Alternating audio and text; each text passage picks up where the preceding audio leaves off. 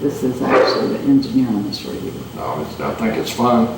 I'm just trying to see if I believe we should be up now, but I'm just checking to make sure.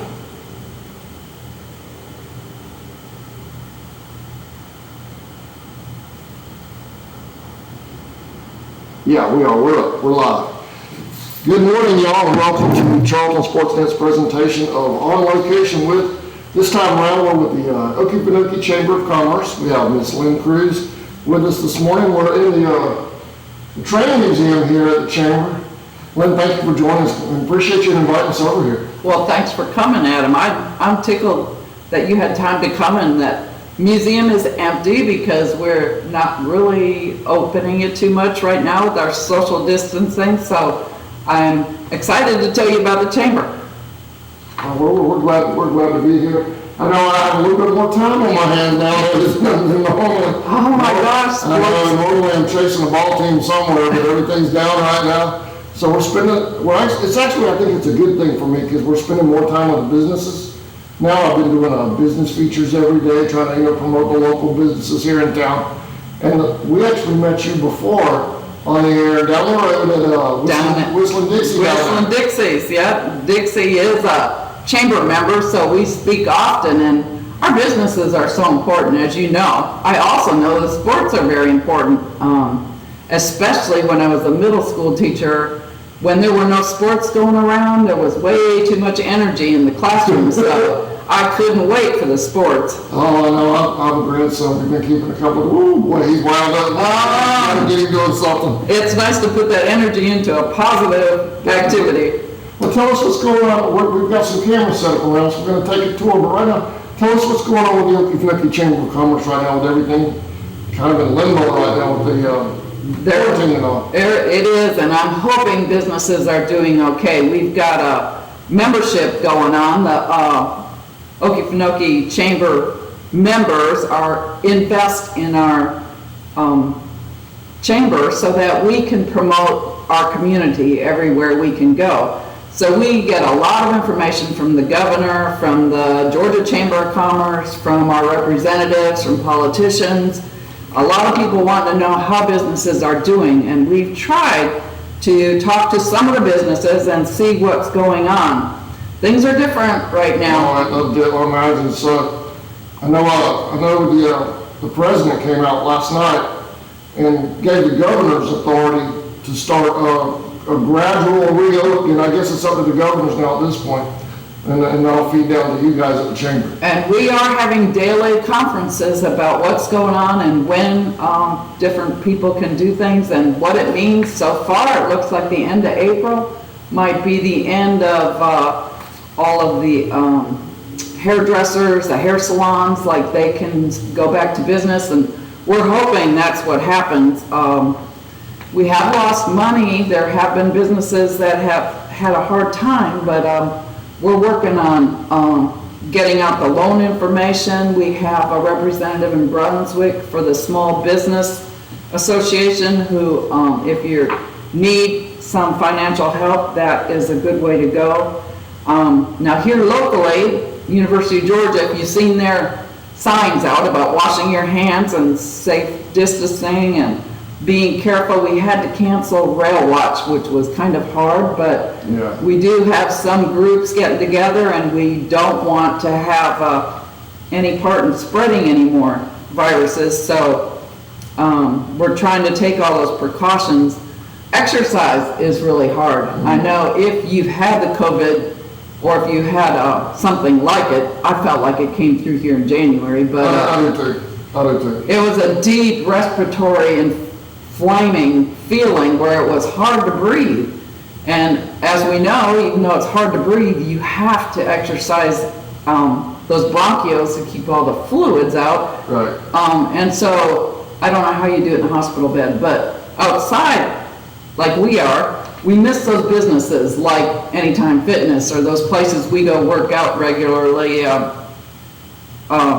Out at the Okefenokee Wildlife Refuge, of course, they have less people coming from excuse me, different countries and different states that are visiting, but they're having more locals that are riding the bikes and doing the trails and Yeah. fishing and taking their own boats out. And Michael Lusk out there is the president of the Chamber of Commerce, so we stay up to date on when they're open. And Okefenokee Adventures out there, they were doing a lot of evening boat tours, and then of course somebody got sick that was on one of the boats, and somebody on one of the other boats thought they might be coming down, so they stopped the group tours, but you can take your own boat out and keep your distance out there. And Chip and Joy at Okefenokee Adventures are still doing to-go lunches, and if that is a good place to go get lunch if you're out that way, and nice if you're on the boat or nice if you're on a trail.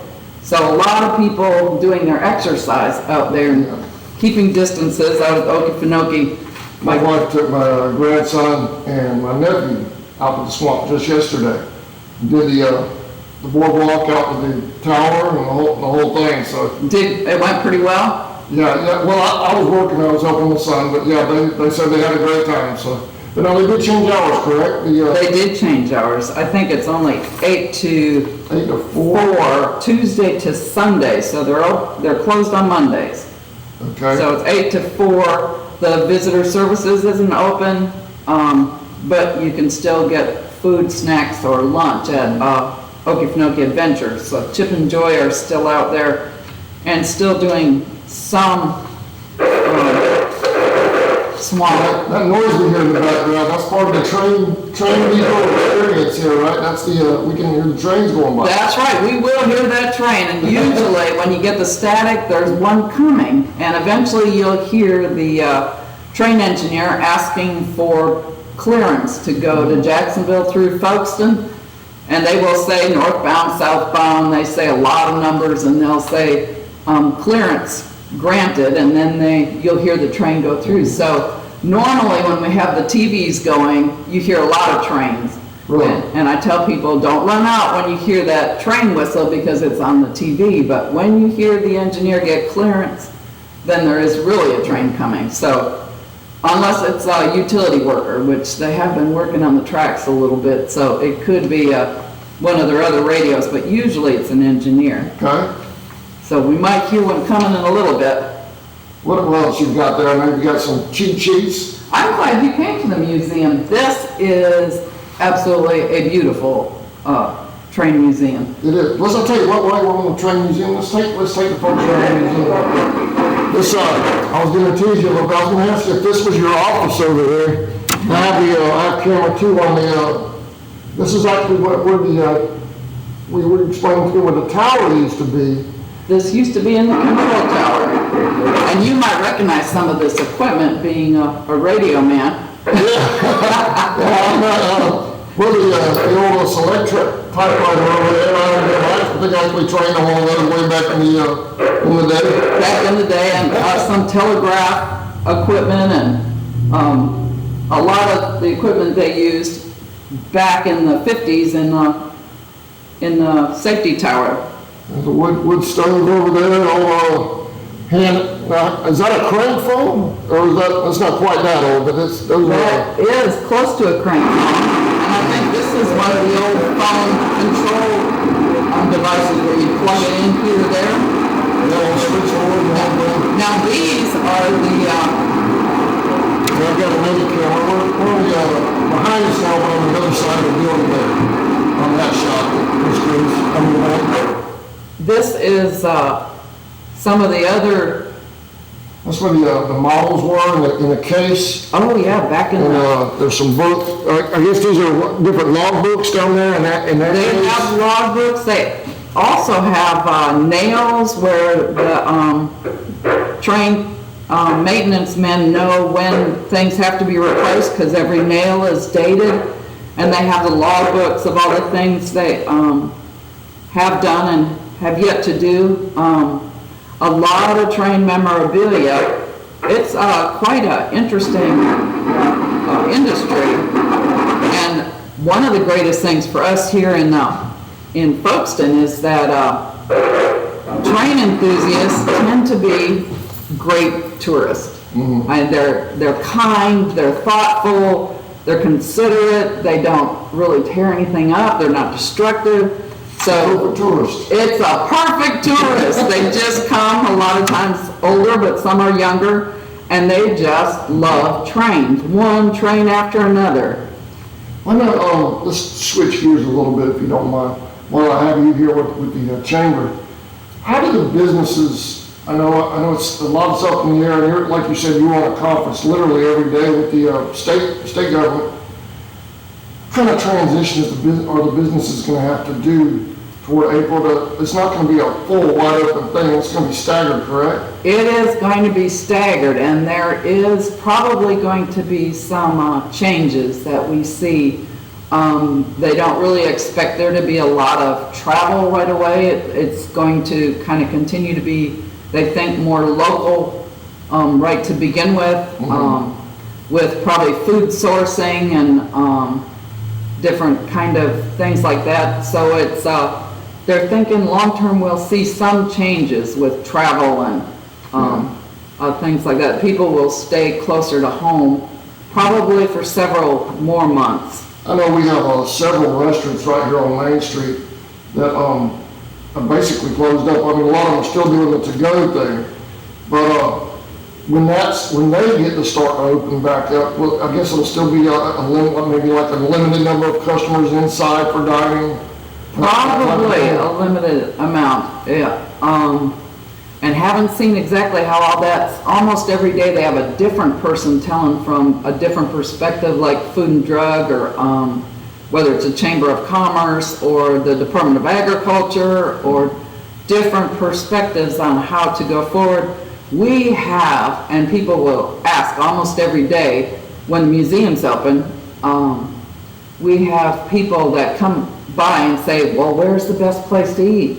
And I said, well, it's all up to what you like, because we've got a great variety. If you're a really big train fan, Dixie has lots of train memorabilia and things you can buy down there, and the Cane Pole restaurant right here. And Charlene, who's also on the Okefenokee Chamber of Commerce Board of Directors, loves to do a variety of business. So as the restaurant closed, they began selling casseroles, and you can see them on her Facebook site, that she has casseroles every day you can pick up and take home and cook for your family if you'd like to have some prepared food or semi-prepared food. And they have been making like 1,000 a day. Really? And they've been going out. Even there's a business in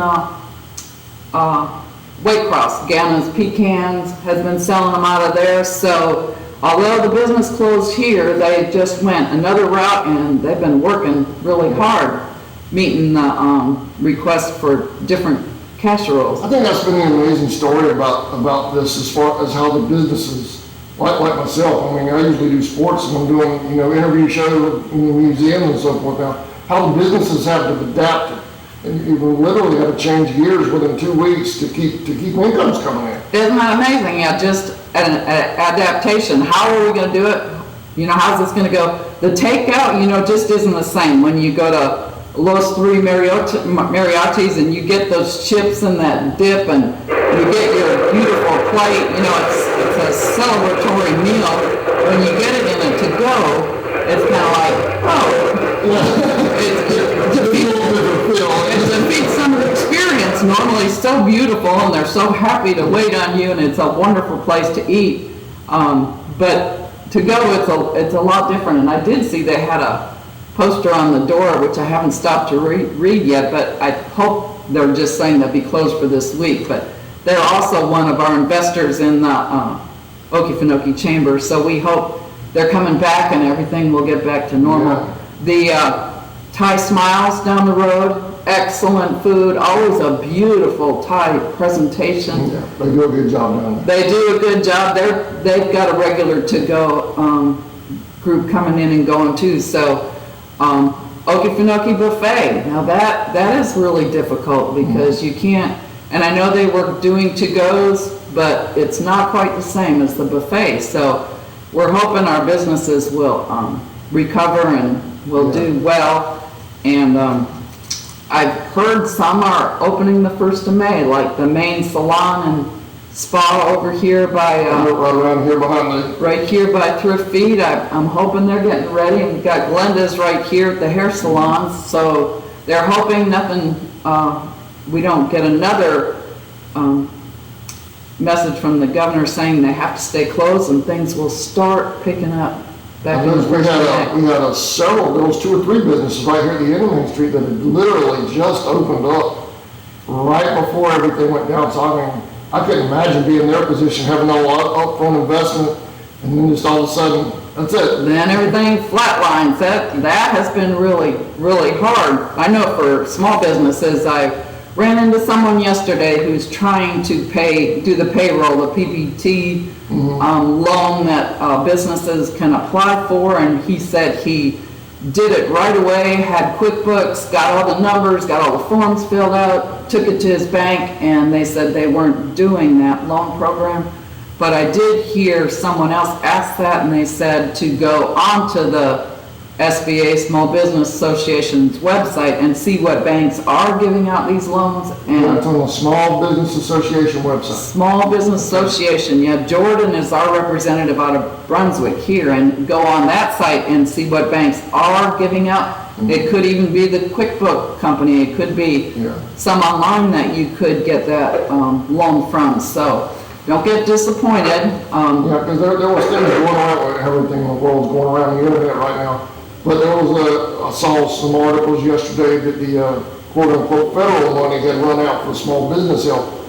But you can still do like you said, there's still other avenues small businesses can take to get help to tide it over until hopefully we get back to normal. That's right. Hopefully you'll find it. Some of the loans aren't given out by other banks, so you have to find a bank that is. You might use one of those friends. There he is. Now this is the old and they had a control center here. You can pull it out a second story and the engineer would come by and scoop it up. Step out there on that ledge, and the train engineer would go by and pick it up and see where they were going. Wow. It's amazing what technology has changed. It has changed things quite a bit. That's what looking ahead,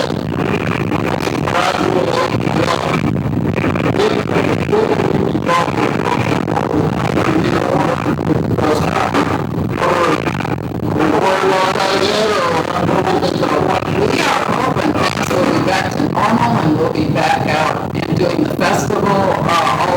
All previous vendors have received applications inviting them back. They get first dibs on all the vendor spaces. So we have been getting some applications back in for reservations for vendors, but others have said, we're going to kind of wait and see what happens. Brian Balls, who does the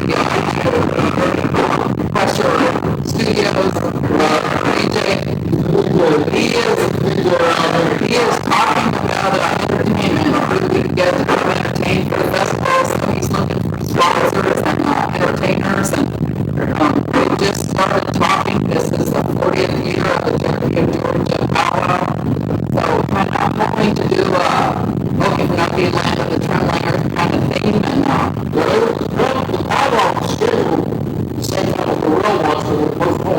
they postponed that, and their next fall powwow is the weekend before the festival, so they're kind of they'll have it the first weekend of October, and then the festival's the second weekend of October.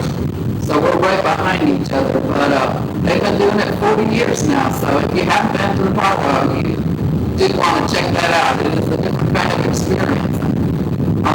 One of the things they said we'll see different is appreciation for Mother Earth. With this virus and everything that's going on, that maybe we should think back to those who really, cared for the earth and how we need to be careful. You got back to a little simpler way of life, a little less of what we're used to, I guess. So maybe we'll stay that way. Well, to join the chamber, there's several businesses that are working on the last year, sponsors on CSN.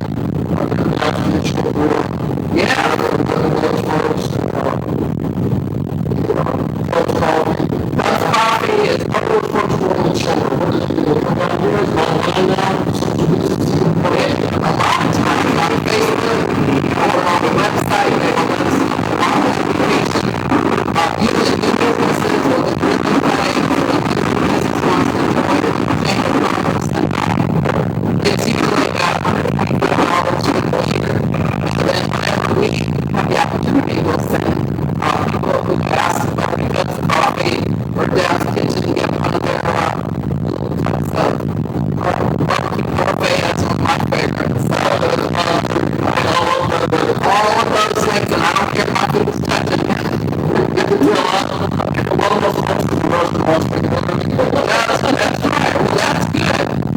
And we have a wonderful variety of restaurants, though.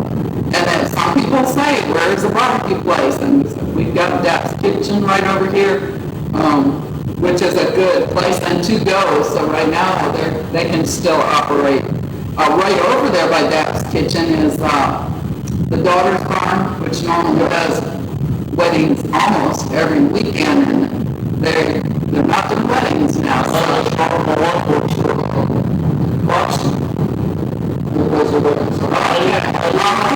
And during summer, no weddings, no big social gatherings. And so that's the other aspect of this thing that's really and it's pretty much, you don't want to be the wedding that made everybody sick, for sure. Weddings and funerals. Weddings and funerals, that's what you hear about. But so those businesses, I hope, will be okay or can get assistance, because Wendy from Daughter's Barn is also on the chamber board, and it's a little rough. Brian, like you were saying, worked with the EMTs.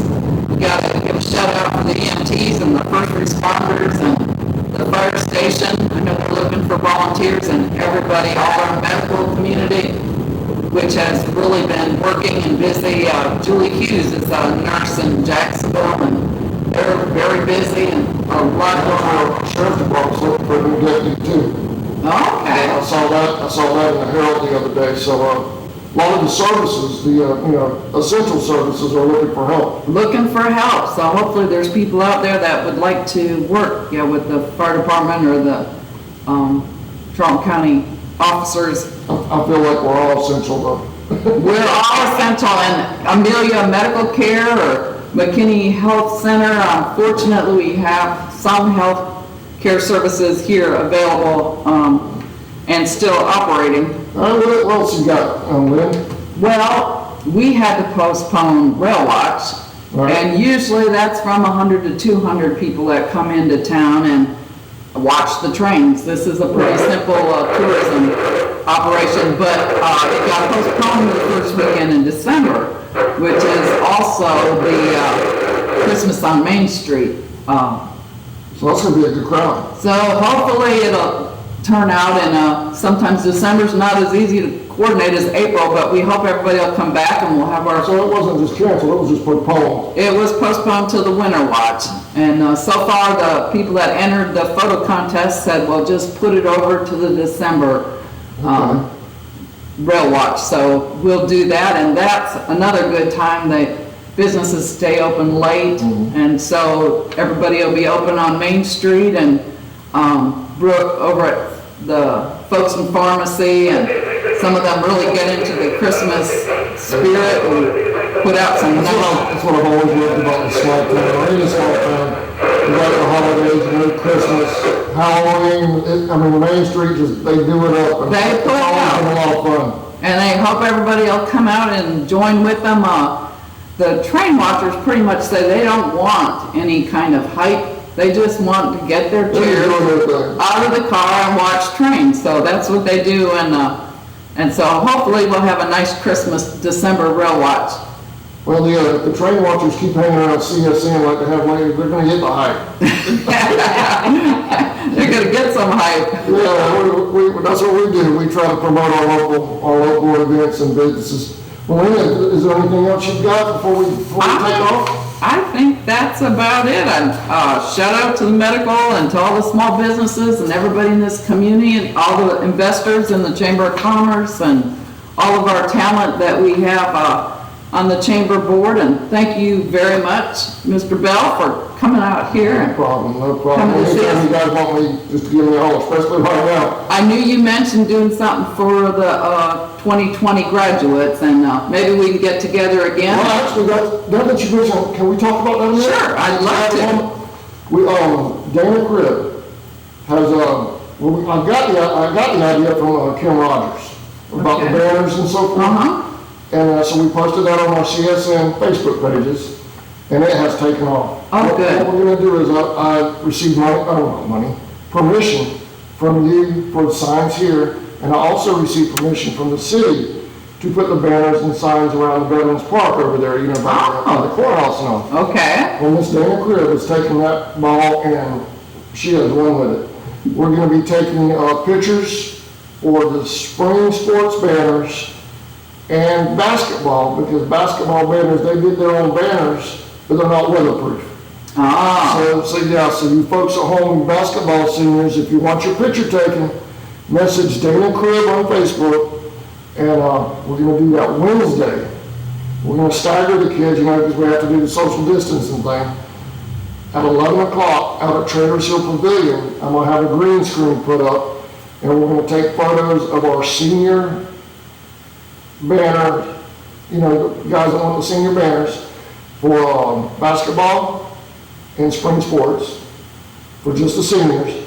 And then we're doing signs, like the political signs. We're doing that. Dana's headed that up, and I've gotten the senior photos from everybody, so we're going to shoot those off. Good deal. And we're going to make a sign for the entire senior class, but we have to, you know, all that costs money. Yes, sir. So if you would like a banner, the banners are $40 each. Okay, $40 for senior. $40 for the sports senior banner. It's approximately this big. Most people have seen them, you know, out in the football field, baseball field, softball field, that kind of thing. They've seen them, they know what they look like. And the political signs we want to do for every senior. That's our goal. And we don't have to take any pictures for those. We're using the senior pictures for those. Wonderful. So, yeah, Dana has been fantastic. She has just taken that ball and run with it. And good deal. that takes a load off my mind. But we're going to do that Wednesday out at Traders Hill with the senior banners. And then hopefully have on the 22nd, I believe that's Wednesday.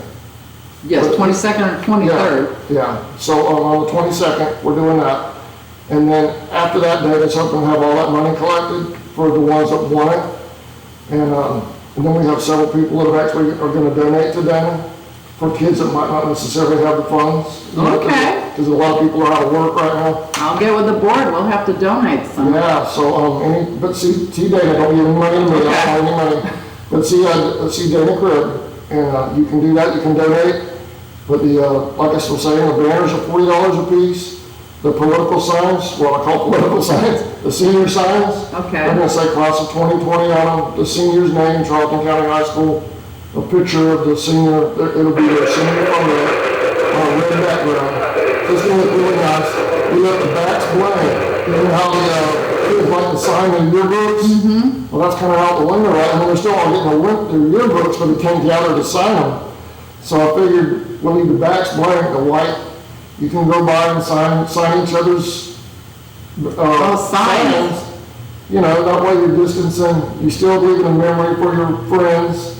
And also, I think it's going to be a lot of fun. Well, that's going to be a lot of fun. That's exciting. Ashley Carter Gowan was the director here, and she loved to have high schoolers come help. So we've had a good many that have been working with Megan Lee or Natalie Newvine out at the high school, that they've had help with all our activities. So we would love to see that and be a part of it. And see we'd love to have y'all be a part of that. And anything y'all could do, you can obviously tell me, but if you go directly to Dana, that takes out the middle. And is it on Dana's? Dana Cribb. She's on Facebook. On Facebook. Dana Roddenberry Cribb. Okay, well that's what we'll do. And I appreciate it. Thank you very much. I'll shake your hand. It will be the chicken wing. We've got to support that class of 2020. That sounds good. Yes, ma'am. Class of 2020. I want to thank y'all for watching.